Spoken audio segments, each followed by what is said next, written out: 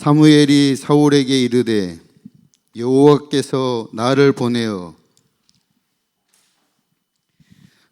왕에게 기름을 부어 그의 백성 이스라엘 위에 왕으로 삼으셨은즉 이제 왕은 여호와의 말씀을 들으소서.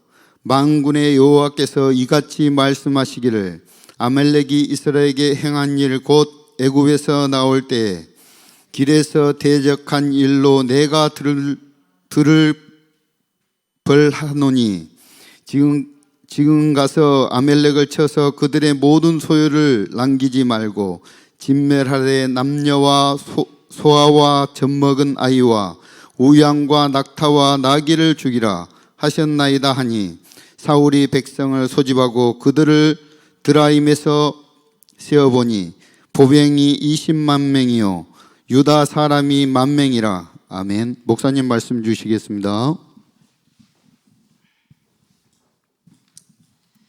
여호와의 말씀을 들으소서. 명을 받으라 이 말이죠.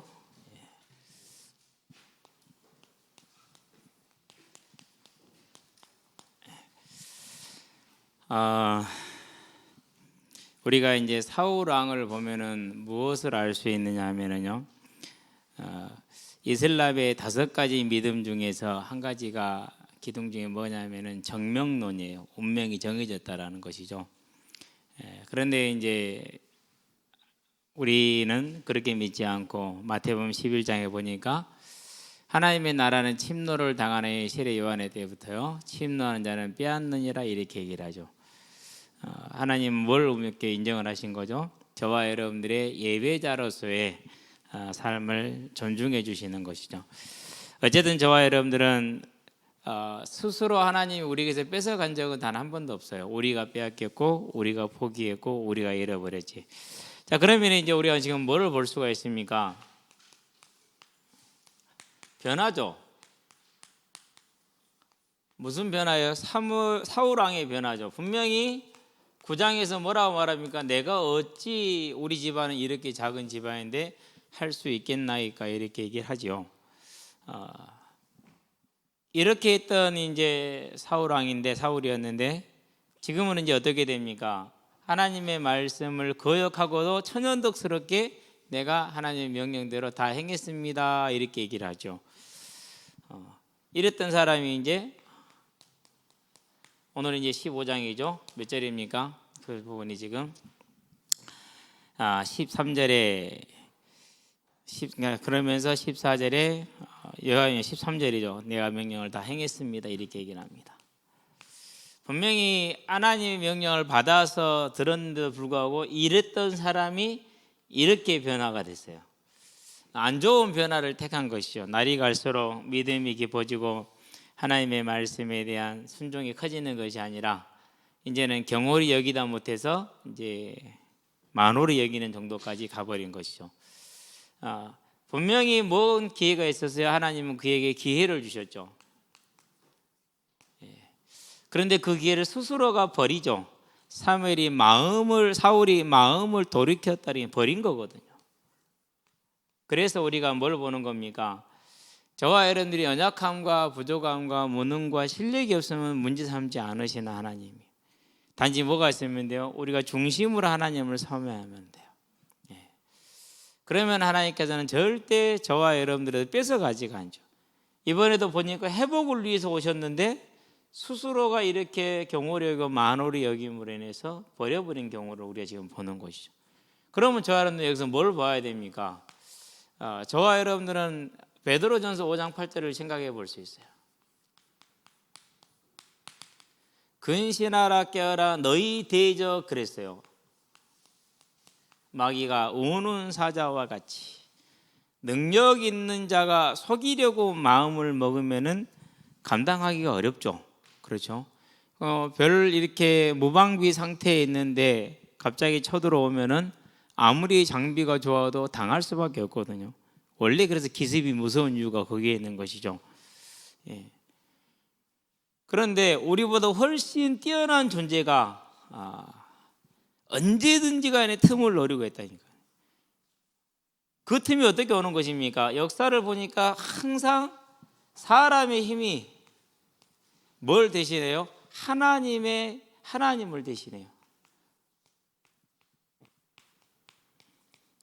그래서 언제 타락을 했느냐? 이게 커지면은 항상 하나님을 떠났어요. 그것을 인문학에서는 조직화다 이렇게 얘기를 하죠. 조직화다. 하나님께서 이 조직화를 막기 위한 방법을 쓰셨는데 그게 뭐죠? 그게 스데반의 순교예요. 무려 2만 명이면 얼마나 많습니까? 우리가 뭐 WRC 모이면 10,000명이나 모이는데 그것도 많아 난리다, 그렇죠? 근데 그 시절이 2만 명이라니까. 얼마나 예루살렘 교회가 컸겠어요. 상상하기 어렵죠. 유대인들이 했던 게 아니에요. 유대인의 핍박은 사도행전에 나와 있는 장관의 핍박으로 실은 끝나요. 진짜 본론적인 핍박은 언제 시작이 됩니까? 이제 스데반의 환란으로 예루살렘 교회가 흩어져 버리고 나니까 유대인은 이제 뭐 할 일이 없어지는 거, 핍박할 일이 별로 없어져 버렸어요. 흩어져 버렸거든요. 로마 이제 사회로 각각 흩어져 버렸으니까.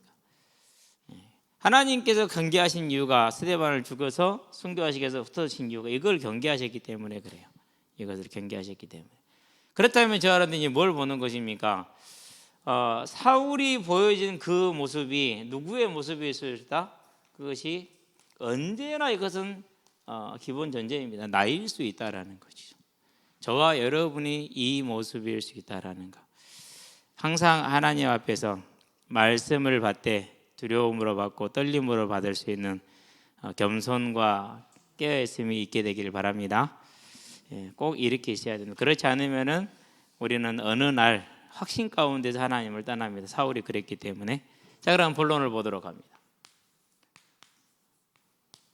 마태복음 25장에 보니까 많은 사람들이 그렇게 얘기를 하죠. 주여, 우리가 주의 이름으로 귀신도 쫓아내고 많은 능력을 행하였습니다. 확신 가운데 주 앞에 섰죠. 주님이 뭐라고 그랬어요? I don't know absolutely. 나는 너를 모른다, 절대적으로. 이렇게 얘기를 했죠. 그래서 저와 여러분들이 항상 경계하는 게 그래요. 누구를 살피는 것이라고? 저와 여러분을 살피는 것입니다. 사울의 거역입니다. 그리고 완고입니다. 계기가 뭘까요? 여러 가지 계기가 있겠죠. 근데 가장 먼저 보여주는 건 뭡니까? 그가 세상을 사랑했습니다. 재물을 사랑했습니다. 그래서 자기를 위해서 살찌고 좋은 짐승들을 다 남겼어요. 그런 다음에 뭐 했습니까? 그런 다음에 세상적인 논리로 갔습니다. 아각을 죽이지 않고 포로로 잡고 있었어요. 다른 목적이 있었다는 소리죠. 다른 목적이 무슨 목적이에요? 아직도 이제 아말렉이 많이 남아 있다는 걸 알아요. 그래서 사무엘이 뭐라 책망합니까? 왜 탈취하기 급급해서 아말렉을 멸하지 않았는데 더 할 수 있는데 안 했다라는 것이죠. 그러고 또 뭘 좋아하죠? 이제 하나님보다 자기 자신의 위신을 더 크게 생각을 하고 자기 자리를 더 크게 생각을 하죠. 이런 것이 이제 이걸 우리는 명예다 이렇게 얘기를 표현을 하죠. 사울 왕을 변화시키는 계기가 됐죠. 누구의 모습이죠? 저와 여러분의 모두의 모습이죠. 모든 사람이 한 사람도 예외 없습니다. 저부터 시작해서. 저는 동전 중에 돈 중에 제일 먹어지는 5만 원짜리보다 좋은 게 있어요. 500원짜리. 그 동전은 그 무게 있잖아요. 그럼 묘한 그 만족감을 줘요. 웃지 마세요. 아니 그런 게 있다니까는요. 500원짜리가 50원짜리는 가볍잖아요. 근데 500원짜리는 묘한 그 무게감이 있어요. 이게 되게 좋아. 내가 이렇게 가만히 생각을 해보니까 이전 시대에는 전부 다 금화로 이렇게 만들었잖아요. 그 무게감, 아마 그 느낌이 내 속에 있지 않는가 싶어요. 5만원짜리보다 500원짜리 훨씬 좋아요. 예, 본래 돈에 대한 개념이 없는 사람들이 이런 느낌을 많이 갖습니다. 그래서 5만 원짜리보다는 500원짜리 더 좋은 사람. 그래서 500원짜리 딱 보이잖아. 그러면 저금통장에 넣기 아까워. 이 좋은 걸로 어떻게 내 저금통장에 넣냐 하면서 모두가 다 가지고 있는 모습들이죠. 그렇죠. 그러면서 이제 사람의 생각을 가지고 항상 자기 자신의 변명과 그런 것을 일관하는 그런 모습들 모두가 가지고 있는 모습. 이걸 이제 볼 수 있다. 자기 자신의 이런 모습을 볼 수 있다. 그런 사람을 이제 성숙했다 이렇게 얘기를 하죠. 어느 정도 뭐 할 수 있습니까? 사단과 싸울 수 있는 준비가 되어 있는 것이죠. 자, 결정적인 게 뭡니까? 분명히 하나님께서 이렇게 책망을 했는데 뭐로 끝났습니까? 전쟁은 승리로 끝났어요. 그 뒤에 어떻게 됩니까? 이제 47절 48절에 보니까 이 전쟁의 승리는 계속됐어요. 52절에 보니까 내가 준비했어요. 그러면은 이 계속되는 전쟁들은 다 어떻게 됐다는 얘기입니까? 사울 왕이 자기가 생각하는 방법으로 준비해서 자기가 생각하는 방법으로 싸웠어요. 그런데 이겼거든요. 그렇죠? 그런 중에 아말렉, 이제는 아말렉 한번 쳤죠. 자, 48절입니까? 8절에 보니까 용감하게 아말렉 사람들을 치고 한번 쳤어요, 이미. 이번에 또 치라고 그러니까 이제 다시 명령을 받았죠. 또 치라고 그랬어요. 그러니까 어떻게 받은 게, 이 명령을 받을 때 이미 한번 쳤기 때문에 어떻게 생각했겠습니까? 쉽게 생각했죠. 아니 뭐 운동장에 나가서 가까다 이제 애들하고 시합을 해, 다른 아이들하고 시합을 하면 대부분이 우리한테 졌던 애들이라. 그러니까 항상 게임 시작할 때 어떻게 시작을 해요? 뭐 또 이길 건데 뭐. 그래가지고 이제 당연히 이길 거라 생각을 하고 이제 하다가 뭐 한두 골 먹게 됐다 그러면 서로가 막 싸우고 막 이렇게 이제 막 한두 골 먹었다가 싸워요. 이제 우리가 넣은 건 생각도 안 하고 당연히 이겨야 되는데 왜 먹었냐 이거든요. 그러면 네가 잘했니 내가 못했니 뭐 이러면서 이제 싸우는 거고 똑같아요. 자, 분명히 그랬는데 하나님은 명령을 줬는데 그 명령에는 관심을 갖지 못하고 이전에 얘기했던 뭐예요? 그 경험만 가지고 있죠. 여기에 초점이죠. 그러면서 그때 뭐 했습니까? 그때 많은 재물을 탈취했죠. 다시 돌아간 거예요. 하나님의 말씀에는 이 명령이 어디서 왔습니까? 출애굽기 17장 16절에서 왔잖아요. 내가 아말렉과 대대로 싸우려는 하나님의 이 중심을 가지고 왕에게 명령을 준 거라. 그럼 여기에 순종했으면 어떻게 됩니까? 그러면 왕의 날이 길겠죠. 하나님과 관계가 회복이 되겠죠.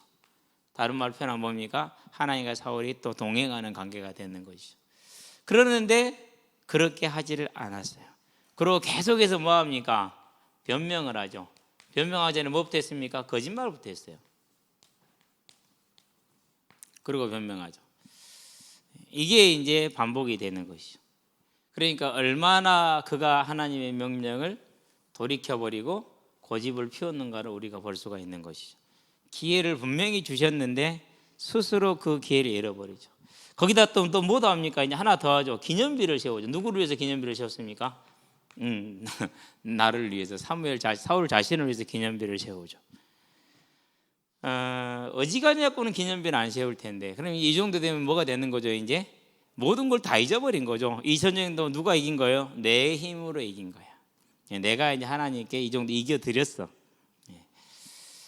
나 아니면 안 돼. 이게 되는 겁니다. 이제 안 되기는요. 하나님은 다 준비하고 있는 것이죠. 그렇잖아요. 저와 여러분들이 뭘 보는 것입니까? 사울 왕이 여호와께서 마음을 돌이켰는데 얼마만큼 돌이켰고 얼마만큼 거역과 완고가 씻는가를 우리가 15장을 자세하게 읽어보면 잘 나와 있죠. 그것이 누구라고요? 그것이 저와 여러분의 모습이라는 사실이죠. 모두의 모습이에요. 모두의. 그래서 이렇게 어떤 사건들이 보도가 되거나 이렇게 올라오는 걸 보면은요. 글쎄 이번에 뭐 삼성의 박한일이라는 야구 선수가 있었죠. 전날에 이제 끝내기 안타를 차고 승리를 했어요. 그날이 일요일 저녁이었어요. 얼마나 이제 기분이 좋았겠어요, 그렇죠?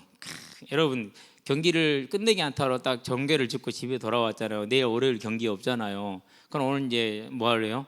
이제 기분 좋으니까 이제 특별히 이제 운동선수들이 잘하는 거 있잖아요. 4주를 가까이 이제 술을 한 잔을 했죠. 근데 꼭 기억하실 것이요. 우리는 술 먹는 사람이 먹겠지만은 오늘 저녁에 먹고 내일 아침에 일어났다고 해서 알코올이 더 많이 나오지 적게 나오지 않아요. 검사를 하면은 5, 6시간 자도 안 돼요. 하루 정도는 지나야 알코올 해소가 돼요. 다음날 아침에 접촉사고를 냈어. 접촉사고를 했으니까 당연히 경찰이 와서 이제 음주 측정을 하게 되죠. 그러게 보니까 이게 이제 면허 취소 수준이라. 그러니까 뭐 합니까? 이제 바로 이제 본인이 이제 은퇴를 선언을 해버리죠. 참 제가 볼 때는요, 참 괜찮다라는 생각이 들어요. 예, 국회의원들 뭐 그러고 국회의원 자기 뭐 한 사람 있어요? 아무도 없잖아요. 그죠? 예. 뭐 기아의 김기태 감독이 뭐 성적을 책임지고 사표를 쓰고 이제 그만뒀어요. 제가 볼 때 대한민국에서 가장 직업의식과 윤리의식이 철저한 사람들은 스포츠맨들 같아. 지금 나오는 말이 국회를 해산하자고 그러잖아요. 왜요? 계속 일을 안 하니까. 국회를 제가 봐서는 국회의원 법을 좀 고쳐야 돼요. 며칠 이상 국회 공전이 되면은 세비를 3분의 1로 줄인다. 뭐 이런 것들이 돼야 될 것 같아. 그런 거 꼭 만들어야 돼요. 그러니까 이런 모습이 내 모습이라는 것을 볼 수 있어야 돼요. 왜요? 모두가 다 그렇거든. 그래서 하나님이 뭘 주셨습니까? 그래서 하나님이 성령을 주신 것 아닙니까? 저와 여러분들이 사울의 거역을 보고 완고를 보면서 이 모습이 우리의 모습일 수 있다는 사실을 항상 알고 주의하고 경계하시게 되길 바랍니다. 결과가 어떻게 됩니까? 하나님이 후회한다 그랬어요. 하나님의 분노를 말합니다. 하나님은 인생이 아니시니 후회가 없으시다고 그랬잖아요. 후회할 일이 없죠. 하나님의 원문은 분노라는 뜻이라고 그랬어요. 자, 그러면 이제 우리가 뭘 보는 겁니까? 하나님은 언제나 저와 여러분 아담을 창조했을 때부터 하나님의 소원은 이거예요. 동행, 함께하는 것이죠. 자, 그러면은 우리가 뭘 봐야 됩니까? 분명히 17장 16절에 반드시 아말렉과 싸우겠다. 왜? 하나님의 언약의 백성 곧 언약을 공격한 사단의 세력이기 때문에. 그러면 하나님이 우리에게 주신 가장 큰 언약은 뭡니까? 다시 오시겠다라는 것이죠. 그래서 이 언약을 위해서 저와 여러분들을 부르시고 보내셔서 앞서서 지금 가고 계시죠. 그렇죠. 그러면은 우리는 이 일에 부름받은 뭐라는 거예요? 하나님이 부름받은 일꾼이라는 거죠. 마가복음 3장 13절에서 15절. 하나님의 일꾼이라는 사실. 그게 저와 여러분들의 모습이에요. 그러면 뭐 해야 됩니까? 그러면 저와 여러분들이 우리의 뭘 봐야 됩니까? 중심을 살펴볼 필요가 있죠. 그렇죠. 하나님은 외모를 보지 않고 중심을 보신다. 마태복음 16장 27절이죠. 행한 대로 갚으시는데 그 중심을 따라 하시는 거예요. 과연 모든 족속이 저와 여러분의 심령 가운데 있느냐? 17,000개 족속이랍니다. 얼마 전까지 11,500개인 줄 알았는데 17,000개라고 얘기를 하고 있어요. 그 중에서 7,000개 족속에게는 성경이 없답니다. 7만이 됩니다. 7,000개. 그렇죠. 우리가 진짜 기도해야 될 일, 우리가 무릎 꿇는 이유, 저와 여러분이 하나님 앞에 무릎 꿇고 부르짖어야 되는 이유, 아직도 성경도 없고 없는 자기 말로 써지지 않은 성경도 갖지 않은 족속이 7,000개가 넘고 17,000개 족속들이 어디 있는지도 잘 모르고. 그렇죠. 하나님은 우리를 부르신 이유, 이스라엘을 부르신 이유, 그렇죠. 사울에게 아말렉을 체락하신 이유, 언약을 지키고 보호하고 확실하게 하기 위해서. 저와 여러분을 부르셔서 보내신 이유, 이 언약을 하나님의 말씀대로 전파하게 하기 위해서. 똑같은 맥락이죠. 그렇죠. 우리가 하나님과 동행하는 길이 뭐라고요? 이게 저와 여러분의 가슴 속에 실질적으로 있느냐 없느냐. 예. 이게 이제 우리가 구원받은 자로서의 자세가 뭡니까? 그렇구나. 그분들이 와서 이 땅에서 피 흘려 죽어 주었기 때문에 내가 이 생명을 가졌구나. 교회를 갔다 있는 청년들이 그래요. 직장을 놓고 고민하고 기도하고 있고요. 배우자를 놓고 고민하고 기도하고 있고요. 뭐 그런 모습들을 많이 보여주더라고요. 그러면서 하나님이 어느 날 갑자기 금나와라 뚝딱 이렇게 주실 것을 기대하고 기다리고 있고요. 그래서 이제 보다 못해서 그런 얘기를 했어요. 차라리 믿지 말고 나가서 그냥 살아라. 뭐다 그렇게 믿냐. 안 믿으면 못하다. 그래도 형 그러시더라고. 그래도가 뭔 그래도냐. 너희들이 듣는 간증테이프 절대로 듣지 마라. 영 못 쓰겠다. 사람 다 베린다. 믿음 다 베린다. 뭐 지옥 보고 왔다고 뭐 그러면서 뭐 겁이나 줬었고 뭐 이리 했더니 하나님 이렇게 했다고 막 그런 뭐 간증 뭐 이 땅이 잘 된 이런 것이나 얘기를 했었고 도통 관심이 없어요. 도통 관심이 없어요. 우리가 이제 개인의 문제도 어려운 건 사실이죠. 그러나 하나님을 만났을 때 분명히 약속을 했어요. 내가 모든 걸 다 수고하고 무거운 짐을 다 해결했다 약속했잖아요. 그럼 그걸로 끝나야 돼요. 그럼 뭐 그다음에 뭡니까? 그다음에 우리는 이제 이 멍에, 그게 하나님이 주신 멍에고 그게 하나님이 주신 짐이잖아요. 이리로 와야 돼요. 오시게 되길 바랍니다. 안 되잖아요. 그래서 뭐합니까? 그래서 기도하는 거죠. 안 되잖아요. 그래서 은혜를 구하는 거예요. 언제나 마음이 떠나잖아요. 그래서 은혜를 구하는 거예요. 하나님 앞에 무릎 꿇고. 언제나 이것 때문에 기분 나쁜 게 다른 것 때문에 기분 나쁘네요. 그래서 뭐 하는가? 하나님, 저는 죄인입니다. 이렇게 고백하는 게 거기에 있는 거예요. 실제로 여기에 관심과 마음과 중심이 있는 거잖아요. 내 자리, 내 위치, 우리 이런 것에 관심이 사울왕처럼. 그러니까 뭐합니까? 항상 하나님 앞에 다시 무릎 꿇고 내가 죄인임을 고백할 수밖에 없는 거예요. 셰리가 무릎 꿇고 하나님 앞에 고개도 들지 못한 나는 죄인이 됐던 이유가 어디에 있습니까? 우리가 그걸로 하는 것이죠. 그렇죠? 저와 여러분들이 이제는요, 사실적으로 서게 되길 바랍니다. 그래서 뭐 하는 것입니까? 그래서 저와 여러분들이 주와 동행하는 길이 뭐냐? 그게 나의 선교라. 그게 나의 선교. 가장 세계 최대의 종교죠. 이슬람이라고. 이제 동남아 이슬람인데 읽어보니까 친이슬람 쪽으로 써놨네. 근데 보면서 이 교수들이 전부 다 이슬람 신자들인가 뭐 그런 생각도 드는데요. 어떻게 보면 그만큼 이제 우리가 잘 모른다는 소리도 되겠죠. 성령이 역사하지 않고는 전도가 불가능하다는 사실을 알았어요. 예수를 사람으로 치고 선지자의 하나고, 그리고 우리가 가지고 있는 성경은 우리 입맛대로 고친 성경이고 이렇게 보기 때문에 인정을 하지 않거든요. 신은 알라밖에 없고 예수도 사람이고 모하메도 사람이기 때문에 알라밖에 믿을 신이 없다는. 그럼 우리는 예수를 믿으면 전부 다 뭐가 되는 이단이 되는 거고, 그도 예수를 믿으면 다른 신을 믿는 거예요. 왜 신이 하나지 둘이냐? 있을 수 없다 이거죠. 개종 자체가 성경 그들을 믿음대로는 불가능한 종교라. 정말로 성령이 역사해서 성경을 깨닫게 하고 알게 하지 않으면 안 되는구나. 뭘 느끼는 겁니까? 그걸 보니까 요나단이 처했던 그런 무능의 상태가요, 너무 절절한 거 있죠. 너무 절절해요, 진짜로. 아니, 보르네오성 같은 경우는 이제 우리 통계전 가 있는데요, 길이 없어요, 길이. 거기 그 사람도 한 1,500만 정도 백성 인구가 있는데, 종족들은 여기저기 흩어져 있는데 길이 없어. 갈 곳이 없죠. 방법이 없어. 거기다 뭐가 안 됩니까? 거기다 언어가 안 돼. 보통 이런 거 하나씩 보다 보니까 이 일을 어찌하면 완전 진짜 무능이 보이더라고요. 다른 무능이 아니라 돈이 없고 능력이 없고가 아니라 이게 진짜 무능이더라고요. 근데 한 번도 이게 무능으로 다가온 적이 별로 없었어요. 다들 열심히 하니까, 또 언어 뛰어난 사람들이 하면 되니까, 그분들이 하면 나는 가서 도와주면 되니까 생각을 했지.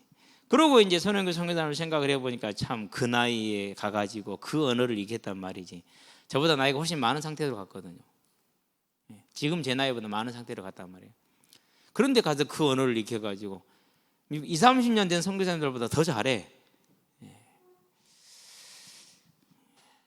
저와 여러분들 이제는요, 나의 선교를 정말 가슴에 안고, 그리고 17,000여 종족들을 우리가 하나하나 찾아가기 시작할 때 뭘 볼 수가 있죠.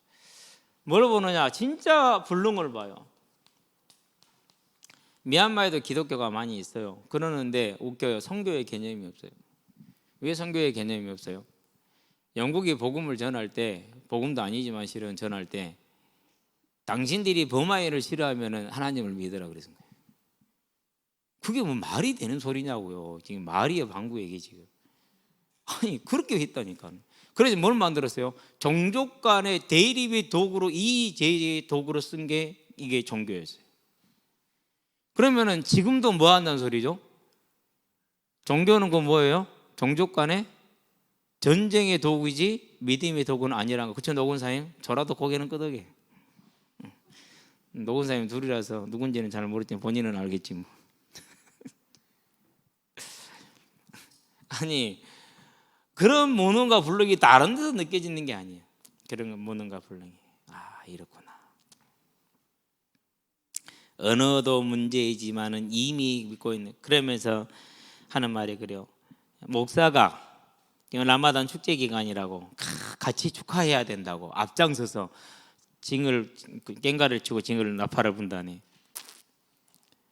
그게 지금 그런 신자들을 다 포함해서 보르네오성 칼리만탄에 21%의 기독교 신자가 있다. 이렇게 이제 개신교 신자요. 그렇게 이제 통계가 나와 있는 것이죠. 우리가 뭘 보는 겁니까? 거기에서 무능이 보이고 거기서 불능이 보이는 것이죠. 그렇죠. 이게 없으면 뭐 하는 거죠? 이제 전혀 엉뚱한 거 붙들고 싸우는 거죠. 이미 끝내놓은 거 붙들고 싸우는 것이죠. 이미 끝내는 거 붙들고. 그러니 어떻게 되는 거예요? 그러니 오랜 시간이 지나보고 나면은 안 된다라는 자기도 모르는 확신이 생기죠. 그냥 기도해요. 기도가 돼요? 안 돼? 기도가 안 되죠. 왜요? 안 되는 거 아는데 무슨 기도가 됩니까? 그래서 이제 나의 선교지가 나오는 겁니다. 왜요? 이렇게 많이 비어 있으니까 우리가 정말 가슴에 담아야 할 자리가 있겠죠. 당연히 뭐가 나오게 돼 있어요? 나의 선교사가 나오게 돼 있죠. 뉴질랜드를 갔는데 전도사 시절에요. 가서 저기 쳐다보고요. 내가 하나님께 진짜 딱 한 가지 감사해서 하나님, 제 마음에는 그런 마음을 안 주신 거 인간적이지만 되게 감사합니다. 가서 선교사님 사역하는 걸 보니까 저는 못 하겠더라고요. 진짜 칼라리를 걸어가요. 칼라리를. 사람들이 눈빛 하나만 좀 이상해도 삐져요. 그 삐지면 오래 가요. 이 말 한마디를 못 하고요. 그 말 한마디 조심스럽게 그렇게 사람들이요. 이게 뭐냐면 이렇게 막 예민하고 날카롭고 그러더라고요. 오직 하겠습니까? 이민 왔는데 그렇죠. 두 가지 부류라고 있잖아요. 못 살아서 온 이민 부류가 있고, 사는 문제가 없어서 즐기려고 온 이민은 부류가 있고 그래요. 그렇기 때문에 나 즐기려고 온 사람들도요, 절대 짐이라든가 부담이라든가 이런 걸 싫어해요. 말 한마디를 제대로 못하는. 내 살고 바쁘기 때문에 조금만 어째도 삐져요.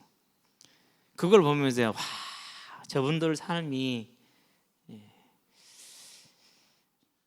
김태호 선교사님이요 하는 말에 그래요.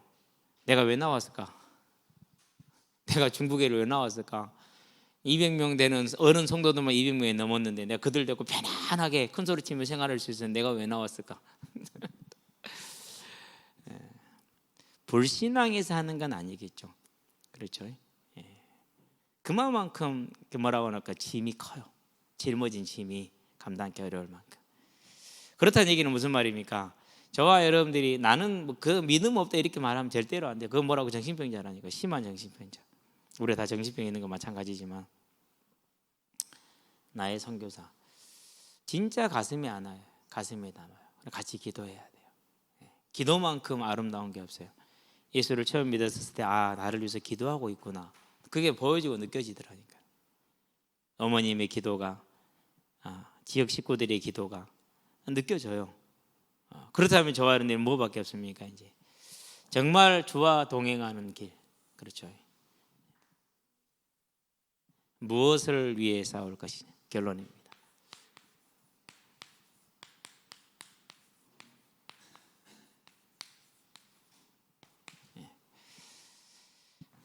우리는 쉽게 말합니다. 복음이 있다, 복음이 없다. 앞으로는 절대 그러지 마시기 바랍니다. 왜 그러느냐?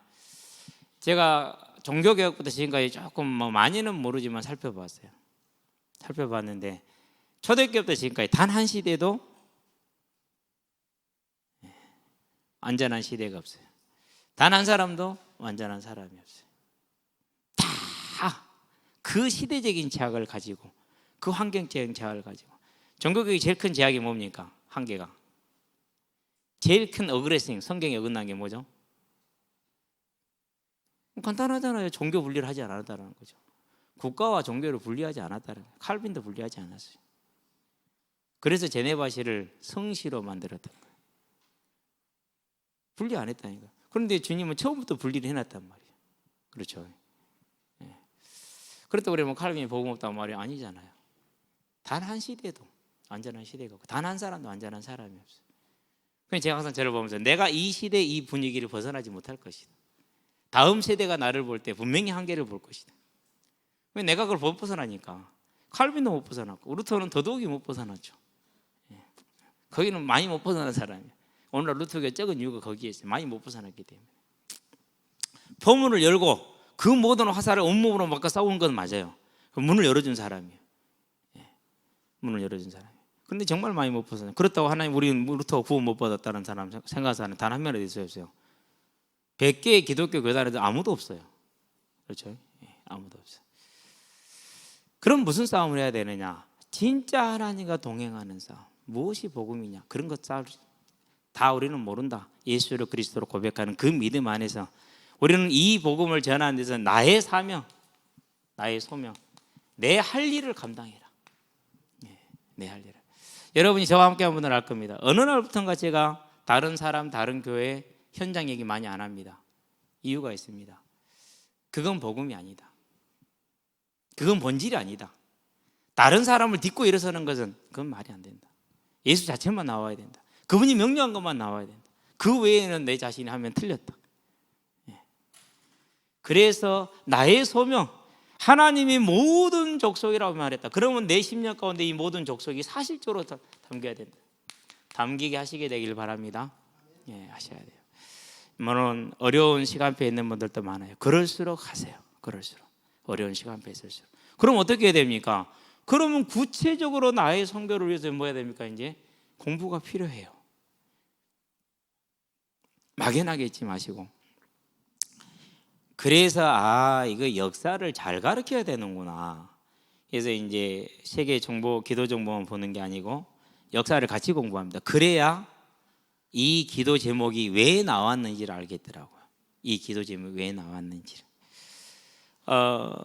또 이제 2008년 5월 달에 있었던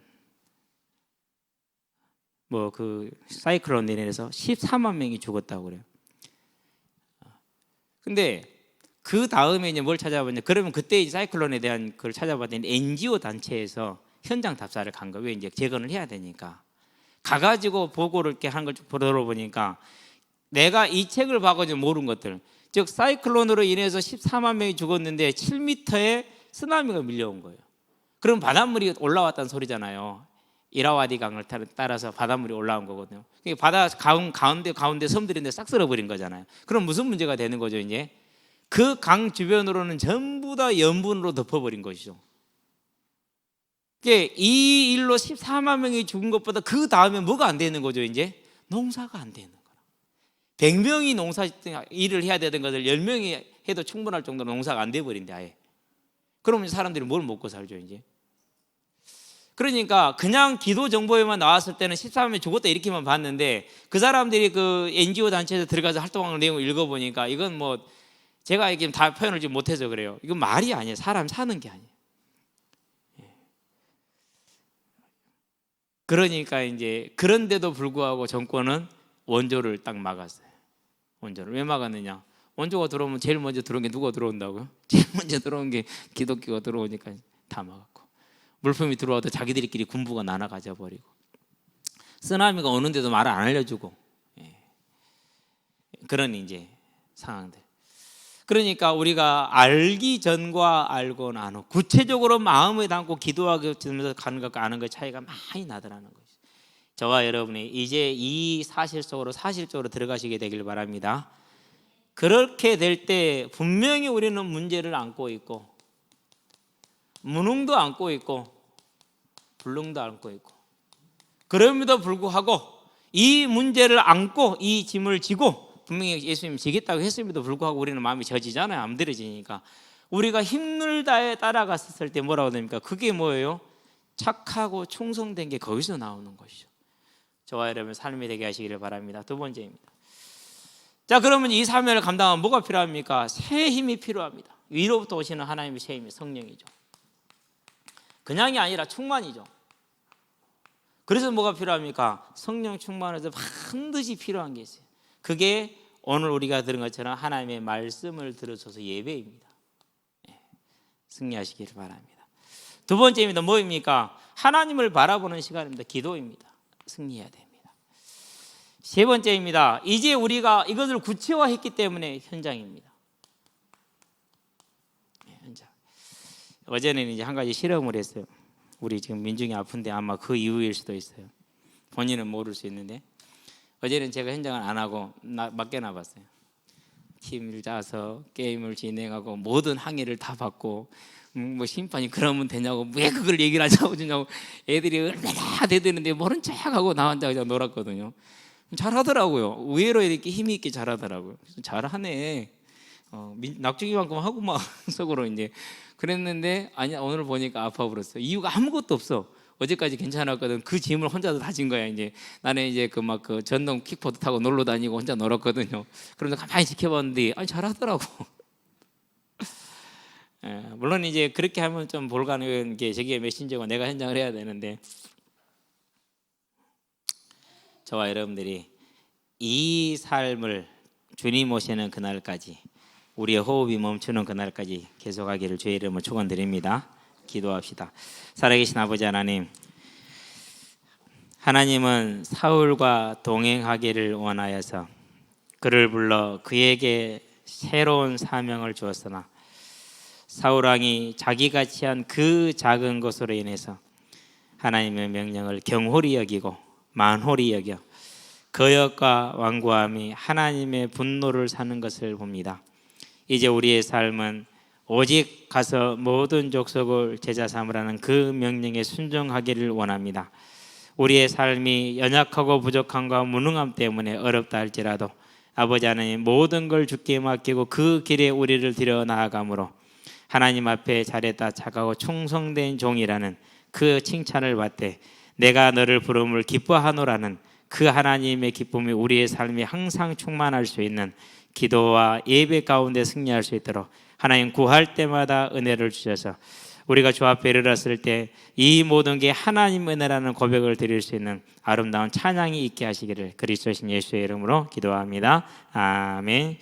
이제는 우리 주 예수 그리스도의 은혜와 하나님의 무한하신 사랑과 성령님의 내주 교통 인도하심이 오직 주의 명령에 청종하여 이 복음을 지역과 민족과 땅 끝까지 전하여 주의 뜻을 이룰 충실한 모든 성도들과 가정과 가문과 산업 현장 위에 전 세계에 흩어져서 말씀을 전하고 계시는 모든 선교사님들의 아름다운 발걸음 위에 이 자리에 함께하는 후대들의 예배자로 전도자로 중직자로서의 진로 위에 교사로 찬양대로 방송실로 주방으로 청소로 차량으로 주보로 섬기는 모든 헌신자들의 귀한 헌신 위에 여러 정평가 사정으로 함께하지 못한 모든 성도들의 심령 위에 지금으로부터 영원토록 함께 계실지어다. 아멘.